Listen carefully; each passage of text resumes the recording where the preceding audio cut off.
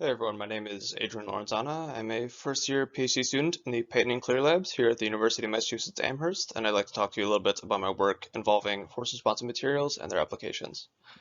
The ability to respond to mechanical force is fairly commonplace in natural materials. For instance, there are several biofoams that exhibit this cyclic hardening phenomena. Additionally, there are several proteins in human physiology that respond to mechanical force by partially unfolding, and by through this unfolding, they reveal these hidden or cryptic sites, which can then participate in polymerizations of proteins, which in this case is fibronectin.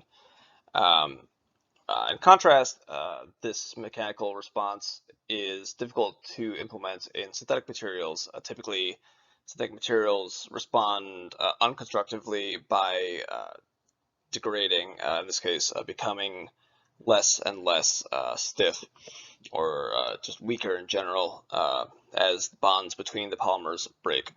And so our response to forming constructively mechanical responsive polymers is by uh, trying to emulate these cryptic sites by incorporating long pendant chains that prevent adjacent polymers from coming into contact and forming crosslinks. And these crosslinks are going to be formed by these amine and acetoacetoxy containing monomers, which are then polymerized with either control hydroxyethyl methacrylate monomers, or polyethylene glycol methyl ether methacrylate monomers.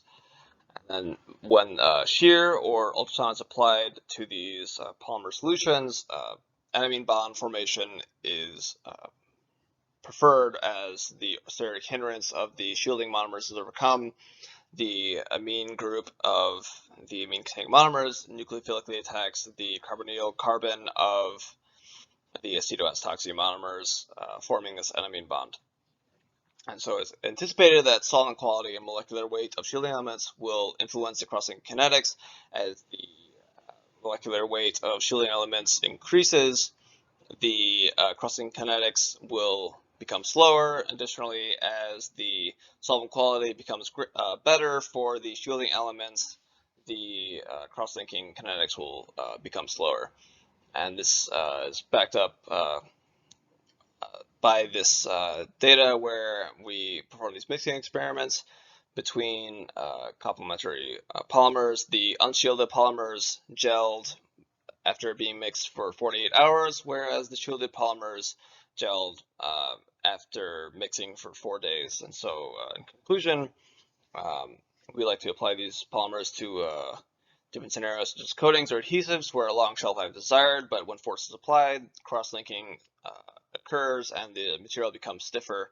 Uh, as expected, the kinetics of the cross-linking will be influenced by solvent quality as well as molecular weight of shielding elements, and future studies will involve the varying the molecular weight of shielding elements as well as the solvent quality, and rheological studies of these materials.